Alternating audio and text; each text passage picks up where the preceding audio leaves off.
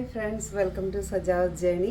അങ്ങനെ കുറേ നാളുകൾക്ക് ശേഷം വീണ്ടും ഒരു വീഡിയോ ആയിട്ട് വന്നിരിക്കുകയാണ്. കാരണം എന്ന് വെച്ച് കഴിഞ്ഞാൽ നമ്മൾ അറിയുന്നവരാണെങ്കിലും നമ്മളുടെ ഷോപ്പിൽ വരുന്നവരാണെങ്കിലും എപ്പോഴും എന്തെങ്കിലുമൊക്കെ ഫാഷൻ ടിപ്സുകൾ ചോദിക്കാറുണ്ട്.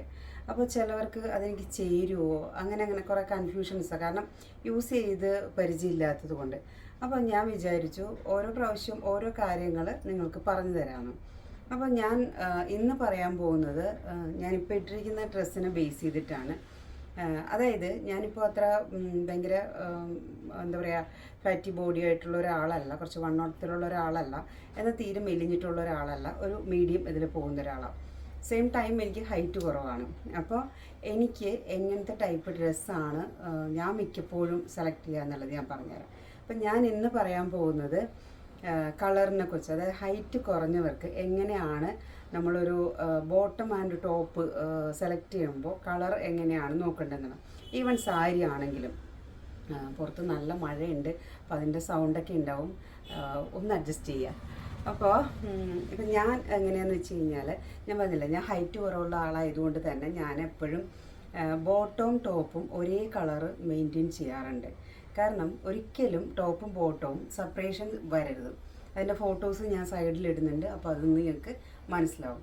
അതായത് ഇപ്പോൾ ഒരു ബ്ലൂ ആൻഡ് എൻ്റെ ഉള്ള ഡിഫറെൻ്റ് ആയിട്ടുള്ളൊരു പിങ്ക്, അങ്ങനത്തെ കോമ്പിനേഷൻ, അല്ലെങ്കിൽ ഗ്രീൻ ആൻഡ് റെഡ്, ഇങ്ങനെയുള്ള കോമ്പിനേഷൻസ് വരരുത്. ഒന്നെങ്കിൽ സെയിം കളർ തന്നെ ടോപ്പും ബോട്ടവും യൂസ് ചെയ്യുക. അതല്ലാന്നുണ്ടെങ്കിൽ നിങ്ങൾ ചെയ്യേണ്ടത് അതിനോട് ചേർന്ന് നിൽക്കുന്ന കളേഴ്സ്, അതായത് ഇപ്പോൾ പിങ്കാണ് എടുക്കണമെങ്കിൽ പിങ്കിൻ്റെ കുറച്ചൊരു ലൈറ്റ് ആവാം, കുറച്ചൊരു ഡാർക്ക് ആവാം. പക്ഷേ എൻ്റെ ഉള്ളിൽ ഡിഫറെൻ്റ് ആയിട്ടുള്ള ബ്ലൂ അങ്ങനെയുള്ള കളറുകൾ ഒരിക്കലും ഉപയോഗിക്കാതിരിക്കുക. ബോട്ടം ടോപ്പും സെയിം ടൈം നമ്മൾ സാരി ബ്ലൗസ് സെലക്ട് ചെയ്യുമ്പോഴും ഇത് തന്നെ ഫോളോ ചെയ്യുക കഴിവതും.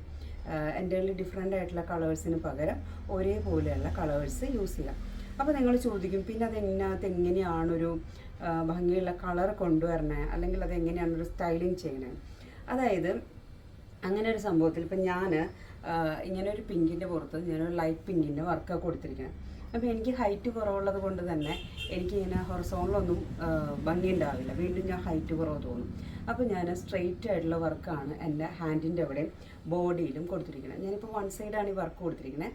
അപ്പോൾ എന്ത് വർക്ക് കൊടുക്കുമ്പോഴും, എന്തൊരു ലൈൻ സെലക്ട് ചെയ്യുമ്പോഴും മറ്റേ സ്ട്രെയിറ്റ് ലൈൻസ് അങ്ങനെയുള്ളത്, അല്ലെങ്കിൽ ഫ്ലോറൽ പ്രിൻ്റൊക്കെ ആണെങ്കിൽ ചെറിയ ഫ്ലോറൽസ് അങ്ങനെ നോക്കി സെലക്ട് ചെയ്യുക. ഇപ്പോൾ ടോപ്പ് ഫ്ലോറൽ പ്രിൻറ്റിൻ്റെ ആണ് നിങ്ങൾ ഇടുന്നതെങ്കിൽ ബോട്ടം സ്ട്രെയിറ്റ് ലൈനുള്ളതോ അല്ലെങ്കിൽ പ്ലെയിനോ യൂസ് ചെയ്യാൻ ശ്രമിക്കുക. അതും അതിനോട് ചേർന്ന് നിൽക്കുന്ന കളേഴ്സ് ആയാൽ അത്രയും ഭംഗിയുണ്ടാവും.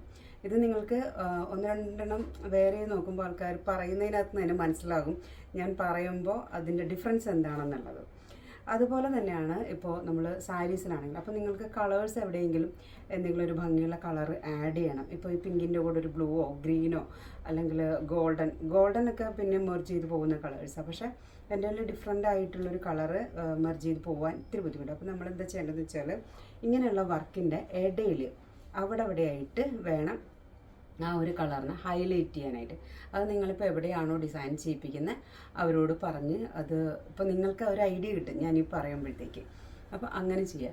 ഈവൻ നിങ്ങളിപ്പോൾ ഒരു നോർമൽ ടോപ്പിനകത്ത് ഒരു എന്തെങ്കിലും ഒരു സിമ്പിൾ പാറ്റേൺ കൊടുക്കാനാണെങ്കിൽ പോലും അതിനകത്ത് കൊടുക്കുന്ന വർക്കുകൾ ഒരിക്കലും ഇങ്ങനെ ഹൊറിസോണ്ടലൊന്നും ആവരുത്.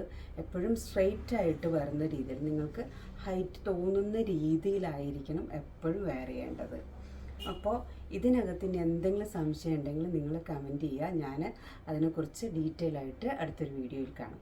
പിന്നെ അതേപോലെ തന്നെ പുതിയ കാര്യങ്ങൾ, ഇപ്പോൾ വണ്ണമുള്ളവർക്ക് എങ്ങനെ ഡ്രസ്സ് ചെയ്യാം, അല്ലെങ്കിൽ അതേപോലെ തന്നെ നമുക്കിങ്ങനെ സാരീസിൽ അല്ലെങ്കിൽ ഒരു ലൈൻസ് അല്ലെങ്കിൽ ഒരു ഫ്ലോറൽ, അതൊക്കെ എങ്ങനെ ഓരോരുത്തർ, അതേപോലെ കൈ വണ്ണമുള്ള ആൾക്കാരുണ്ടാവും. ഇപ്പം ഞാൻ കുറച്ച് കൈ വണ്ണമുള്ള ഒരാളാണ്.